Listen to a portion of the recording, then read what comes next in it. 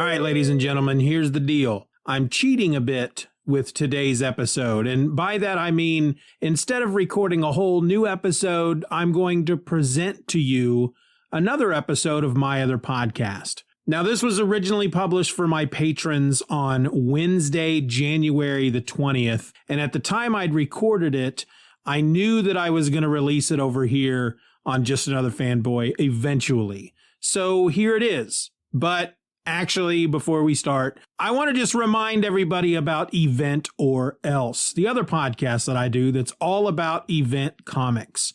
We're currently in season 1 of Event or Else, where I'm talking about Marvel Superhero Secret Wars from 1984, and episode 3, which covers issue number 3, was released just this past Monday. But hey, how about I just play you a clip? This is from a segment I call 3 Things to Dwell On. The top 3 things to dwell on are 3 moments in the book that I feel need to be given just a bit more thought. They might be funny moments, they might be stupid moments, they could even be moments of serious drama that make me feel a little something in my heart. Regardless, they're moments that I think are worth the time to revisit. Thing to dwell on number 3, Iron Man's jet skates. So yeah, as I mentioned, as Iron Man and Captain Marvel are racing through their fortress looking for signs of damage from the storm, Captain Marvel is flying. Iron Man, however, is using his jet-powered roller skates, which, to be honest, is more than a little ridiculous, and I felt that a bit of research was called for. Tony Stark originally created the jet-powered roller skates for the military back in Tales of Suspense number 40 from April of 1963. They had many advantages for the military at the time. With the skates, an entire division of troops could race down a highway at 60 miles an hour, negating the need for trucks. They were also collapsible and could be stored in any pack and then clamped onto the sole of any boot when needed. Now, Tony didn't use them with the armor, however, until 4 issues later, in issue number 45 from September of 1963, when we see him in his old, clunky gold armor racing down the highway before deciding to take to the sky. He's even clocked and chased for a bit by a pair of motorcycle cops who give up once they realize it's Iron Man. Oddly enough, the troopers know an awful lot about the skates. We should have guessed. Look who it is. Iron Man using his jet skates. Those transistor-powered wheels of his can do 200 miles an hour. But here's the thing. They may have been an impressive feat of technology in 1963, but this issue that we're talking about here, this issue of Secret Wars, came out in 1984, over 20 years later. And frankly, I'm questioning why Jim Shooter felt the need to include them at all. Was it nostalgia? Was Jim still impressed by jet-powered roller skates? Honestly, I have no idea, and I couldn't find anything out there on the internet. There you go. Iron Man and his rocket skates. It's a real thing. You can find the full video show over on YouTube or Facebook, or you can listen to the audio version wherever you get podcasts. But really, I've made it easy for y'all.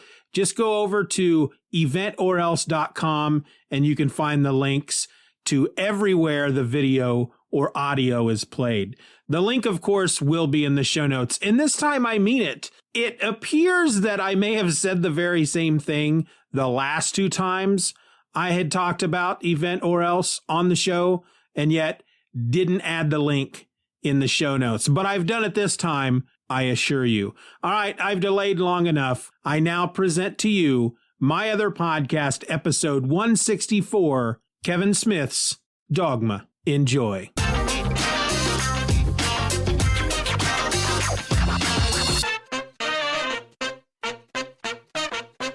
So there was this movie from back in the 90s, like 99, I think it was, and it was all about these 2 angels that had been kicked out of heaven, and they wanted to get back in. And so they had found this loophole to allow them to get back into heaven, but not as angels, as mortal beings. But in order to do so, it would prove God fallible and thus negate all existence. And to be honest with you, I kind of want to talk about that movie.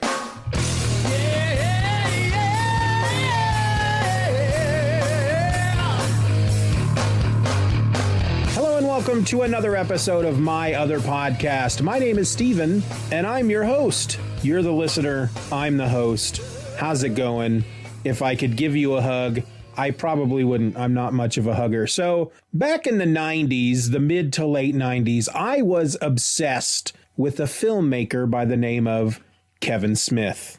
This is the guy, if you're not aware, he became famous just from his first movie, an independent black and white movie called Clerks. He is also a world-renowned nerd. In fact, he sold his comic book collection to help come up with the money he needed to make Clerks. He also maxed out a number of credit cards. And it all worked out for him, of course, because he's made all that money back. And he's gone on to make other films, Mallrats, Chasing Amy, Jersey Girl, Clerks 2, Jay and Silent Bob Strike Back, the Jay and Silent Bob reboot, Tusk, Red State, Yoga Hosers. He's made a lot of movies. And after Jersey Girl, I kind of fell out of love for Kevin Smith. And this is not the episode to go into all that, but I used to be obsessed with him in the 90s. And he made this movie after Chasing Amy called Dogma. And that's really why I'm here today, is to talk about Dogma. That's why I had to come down here this morning, man. That's why I had to miss my cartoons. You call me, you tell me it's important. We're going home. Take it, man, and quit leering at me. People are gonna think I just broke up with you. Two fallen angels have just discovered a loophole that can get them back into heaven. Outstanding work! All they have to do is get to Red Bank, New Jersey. There's only one problem. What are you? What do you want with me? Stop a couple of angels from entering and thus negating all existence. I hate it when people need it spelled out for them. Now, I'm to charge you with a holy crusade. one person has been chosen to stop them, but she won't have to do it alone. I'm Jay. This is my head of a life mate, Silent Bob. You gotta be kidding me. Prophets, in a manner of speaking. What about sex? No sex. Guys, I guess just don't follow this guy, you know. Oh, that sucks. What are you? I was the 13th apostle. You knew Christ. No. Brother owes me $12. I thought she looked familiar. Let me guess. 14th apostle. I'd like 2 tickets to New Jersey, please. Jersey's sold out, sir. I suggest you not underestimate the staggering drawing power of the Garden State. They're successful. You, me, all of this ends in a heartbeat. I feel like Han Solo, you're Chewie, and she's Ben Kenobi. Prepare to taste God's wrath. Anyone who isn't dead or from another plane of existence would do well to cover their ears right about now.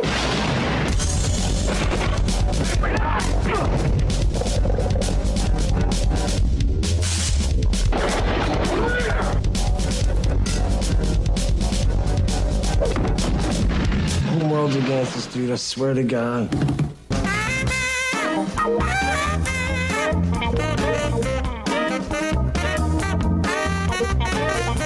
What's he like? God, it's got a great sense of humor.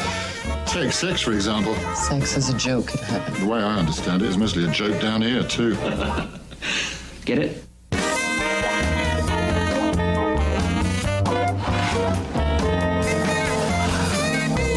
Now, the main reason I'm talking about it is because I was watching something on YouTube and they were playing, it was like the top 10 funny moments that happened in the background of a scene in a movie. And one of them happened to be during the movie Dogma. And it was actually, I don't remember noticing it when I had seen the movie originally. And I had seen it a number of times because, like I said, I was obsessed with Kevin Smith. And I decided, you know what? I kind of want to watch Dogma again. I realized that it had been probably 15 years since I'd seen the movie. In fact, last year would have been the 20-year anniversary. And it probably, like I said, 15 years since I've seen the movie. And I enjoyed it back then. Like I said, obsessed. And so I went online to see where it might be streaming, and it's not streaming anywhere. So I thought, well, maybe I might have to buy it. The movie was never all that popular. So if a digital version is available on like Amazon or on Vudu, I'm sure it's not going to be that expensive. And I couldn't find it anywhere for sale. And so as I started to look into it, I discovered a few things about this movie. So Kevin Smith's first movie was made through Miramax. Harvey Weinstein and his brother, they ran Miramax, which was owned by Disney. And when he did Dogma, Miramax was going to put that movie out as well. But there was a big problem with Dogma because it speaks on religion, and especially the Catholic Church. And a lot of people who were A, Catholic, B, Christian, C, religious, they found it very offensive. And knowing that Miramax was owned by Disney, people were really upset that Disney, in essence, was putting out a movie like this. And so Disney was trying to put a halt to the whole thing. They were trying to shut it down. And the Weinsteins decided that the only way that this movie was going to be made is if they just bought the movie outright. They bought it from I guess, Disney and Miramax, and then they had it released through Lionsgate. So at that point, and at this point now, the Weinsteins own that movie. And then, of course, we know what's happened to Harvey Weinstein. The man's in jail because he's a giant evil creep. Well, apparently back in 2017, Harvey Weinstein called Kevin Smith, had a conversation with him over the phone, and basically told him he really wanted to re-release Dogma. You know, the 20-year anniversary was coming up. People probably would love to see it again. Put it back out in theaters, do another DVD release, get it out there on the digital services. And he even went as far as to suggest that Kevin Smith make a sequel to Dogma, which Kevin Smith was all about. And then the phone call ends. Everything seems really cool. Kevin Smith is really excited. He's going to see his movie re-released again, and he may be making a sequel to it. And then a few months later, like 3 to 4 months later, is when everything happened with Harvey Weinstein. All this stuff came out. He was arrested. He went to jail and blah, blah, blah and all that. And I believe Kevin Smith has gone on record to say that he felt that phone call had nothing to do with Dogma. It was more Harvey Weinstein knew that this information was coming out. He knew that he would be, of course he knew he was guilty because he's an evil creep, but he was trying to, I guess, Kevin Smith felt that the phone call was him trying to round up his supporters, just trying to see who might support him in the coming months. And of course, Kevin Smith did not in any way support him. And the whole revelation of who Harvey Weinstein was apparently really kind of hurt Kevin Smith quite a bit, because he owes his entire career to this man. And I don't remember the exact quote. He's talked about it before, and he basically said something to the effect of he owed his career to this man. He was making money because of this man. And the whole time people were suffering because of this big creepy sexual predator that Harvey Weinstein was. And in fact, I don't remember. I don't have anything in front of me, but based on a video I watched this weekend, Kevin Smith even has gone as far as to pledge at that time. I'm assuming he's still doing it, because he said starting then he was going to donate $2,000 a month for the rest of his life to, I think the organization is called Women in Film, which helps women filmmakers and actresses and all that stuff. And so he basically, at that point, he's like, I've written off the film. It sucks that I can't show it anymore. I can't re-release it. I don't own it. I'm never going to be able to sell it or repackage it or anything like that.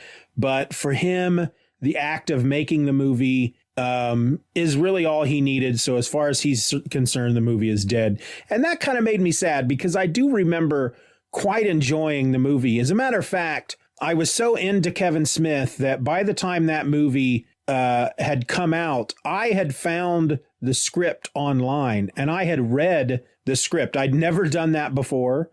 I don't know that I've done it since, except for maybe Monty Python stuff. So going into the movie, I knew exactly what was going to happen. And the movie, the script that I had found online, the movie followed that fairly closely. But I was kind of bummed, because now I'm not going to be able to probably ever watch it again. However, as I was looking for information about what the deal was with this movie, it looks as if a number of people have put the movie up on YouTube. And I watched it on YouTube last night. It was a very good copy. It was the entire movie. It was uncensored. And it's been up there for 3 years. So you got to assume that if it was going to be taken down due to copyright issues, it would have been taken down by now. So if you haven't seen the movie, you can find it right now on YouTube. I will say, if you don't know anything about Kevin Smith, don't watch this movie in front of your children. While there is no nudity in it, it is very graphic as far as the language. He has these two characters,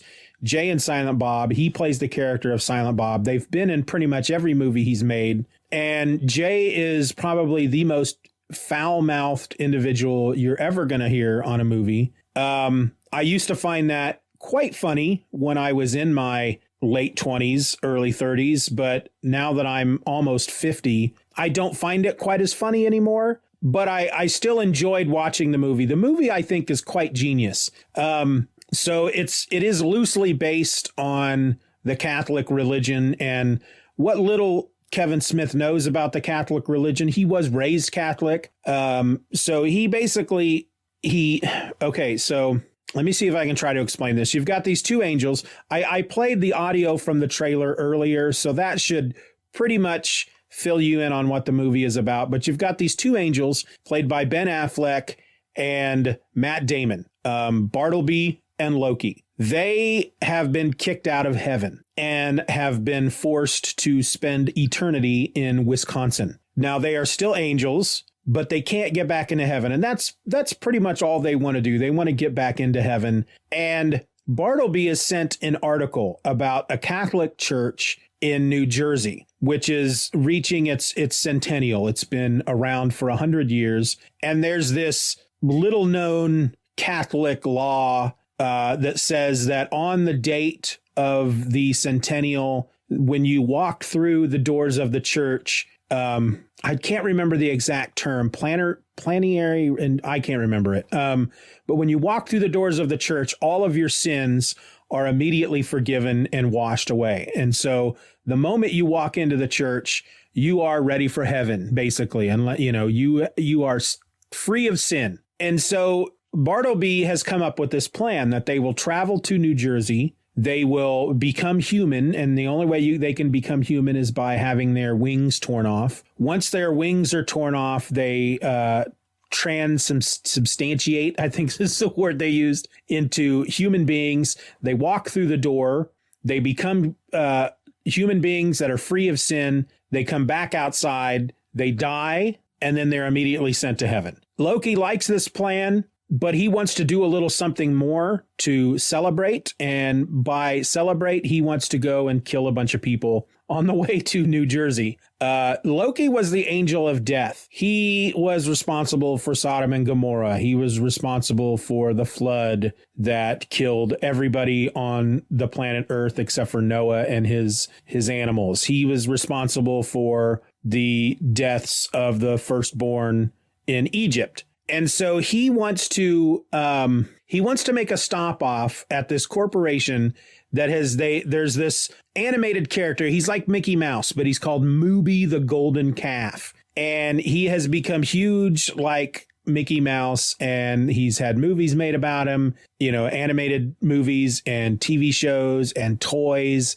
There's a chain of restaurants called Mooby's that's like McDonald's. And he wants to go and basically murder the board of directors for creating a false idol that takes worship away from God. Well, the angels, of course, get word of this. And what they realize is this loophole for Bartleby and Loki is going to work. But because God is the one that kicked them out of heaven, if they use this loophole to get back into heaven, then they are proving God wrong. And the very nature of existence depends upon God being infallible. And so by using this loophole, they prove God is fallible, and thus existence will cease to exist. Well, God is no longer around. We find out that he likes to go down to earth once a month, take the form of a human being, and play skee ball. Apparently God is a big skee ball fanatic. Well, there's a demon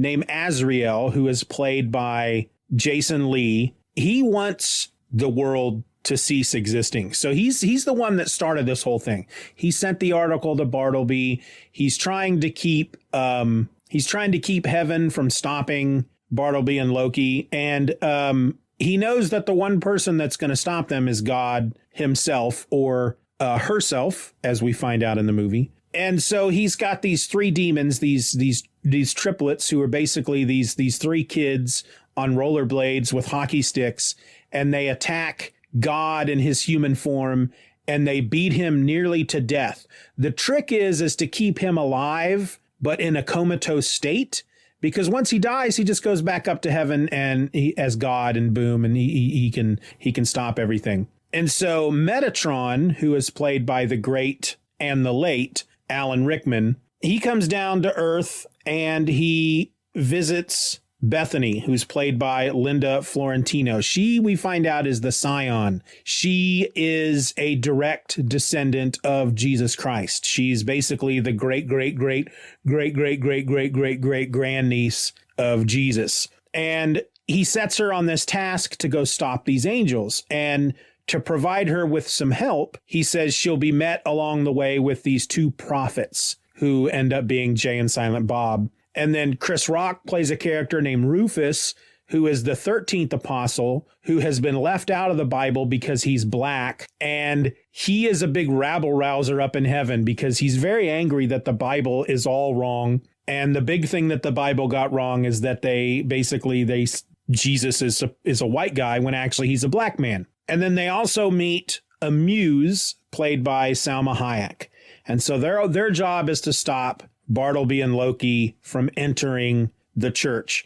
And so at some point on their journey, the roles of Loki and Bartleby somewhat switch. Loki wants to kill all these people. Bartleby doesn't really. I mean, Bartleby is as far as the angels are concerned, he's like a clerk, whereas Loki is the warrior. He had a flaming sword at one point and all that. And he did God's work as far as killing folk. And it was Bartleby that convinced Loki to go to God and lay down his fiery sword and quit his position as the angel of death because he felt sorry for human beings. And that's when God kicked them out of heaven because they dared to defy him. So at some point in their journey, Bartleby realizes that, well, he in his mind, God is wrong, and he wants to take revenge on God.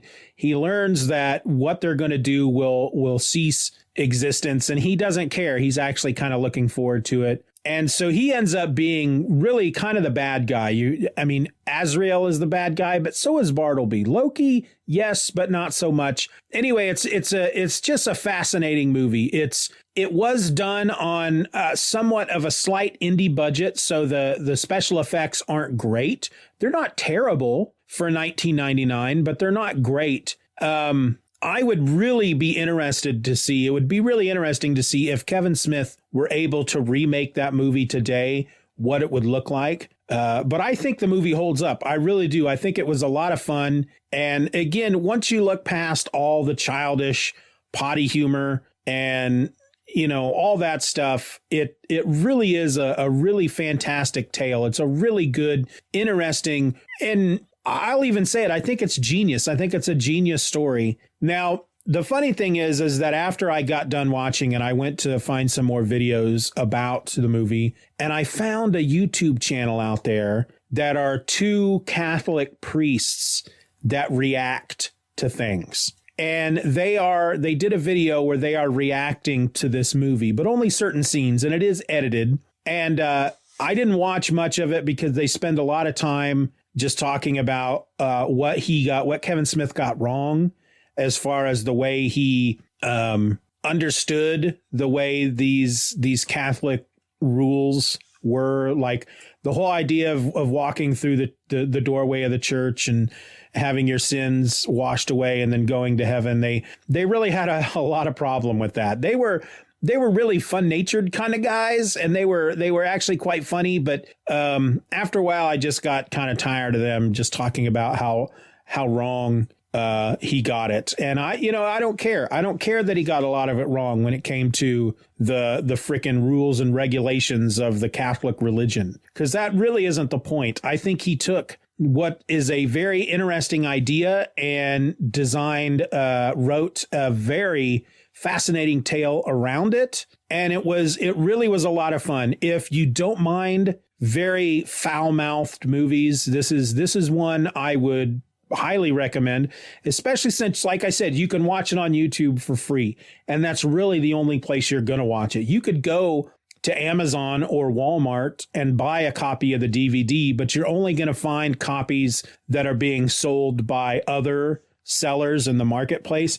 And they're selling them for like $150 because they're not making these DVDs anymore. So, Dogma. I really, really, really enjoyed it.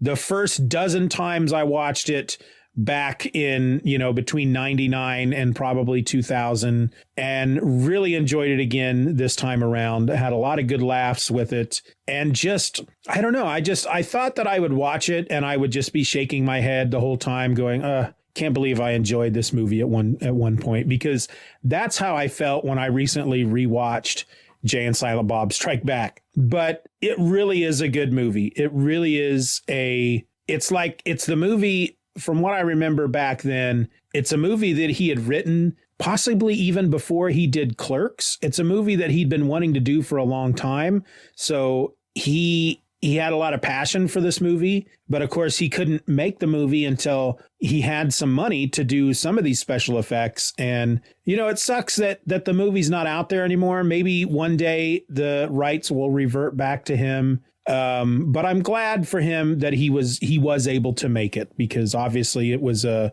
movie that was very, very dear to his heart. And I'm just glad he was able to tell that story. I'm not a big Kevin Smith fan anymore, but I'm happy for him. That was it. That's the episode. That's Dogma. Have you seen it? If not, are you going to go watch it? I'd like to hear your thoughts on the movie, whether you liked it, didn't like it. Did it offend you? Did you think it was stupid? Did you love it?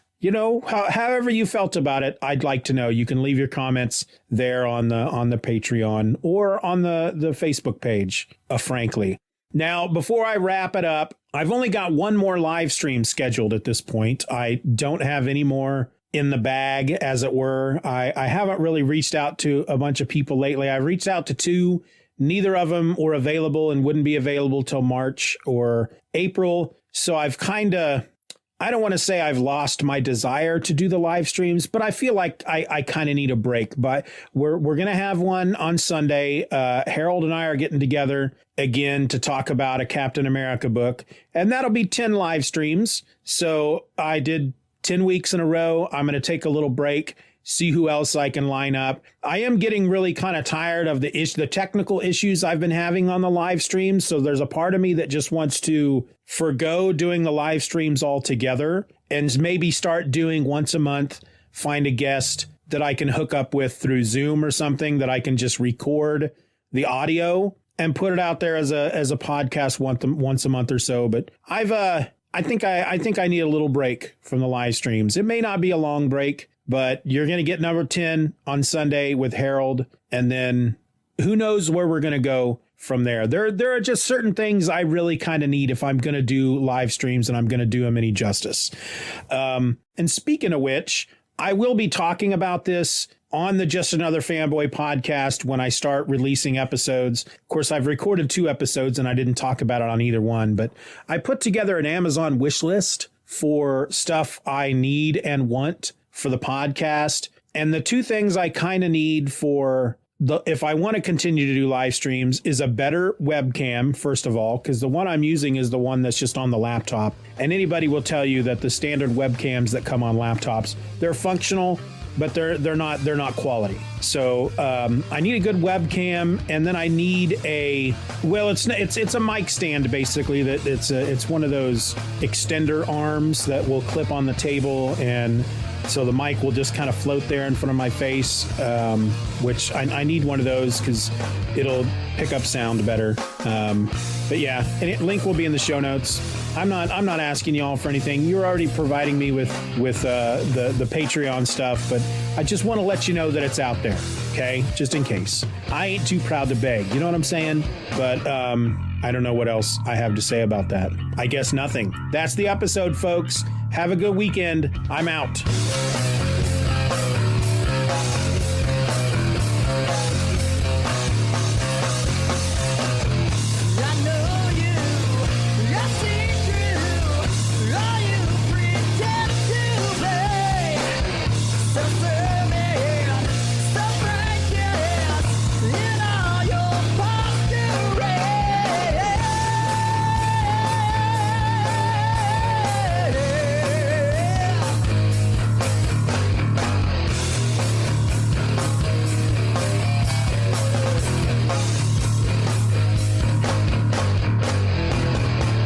Hello and welcome to another episode of my other podcast. I'm your host. My name is Steven, and I just want to let you all know that I think going into this episode, I'm fairly certain I'm going to use this over on the Just Another Fanboy feed as well. So this is being released for my patrons over on the Patreon on Friday, January 22nd. As far as you folks over on the Just Another Fanboy feed, I don't know when I'm going to be releasing this to y'all. I don't know what day it is that you're listening to this. So it could be February, it could be March. I'm not quite sure just yet. I just know that I want to give it to everybody. I originally planned on recording this episode for Just Another Fanboy, but as it is January 18th as I'm recording this, I didn't want to hold on to it until I got back from break, because currently I'm on break from Just Another Fanboy, and I wanted to get out there. I wanted to get it out there as soon as possible because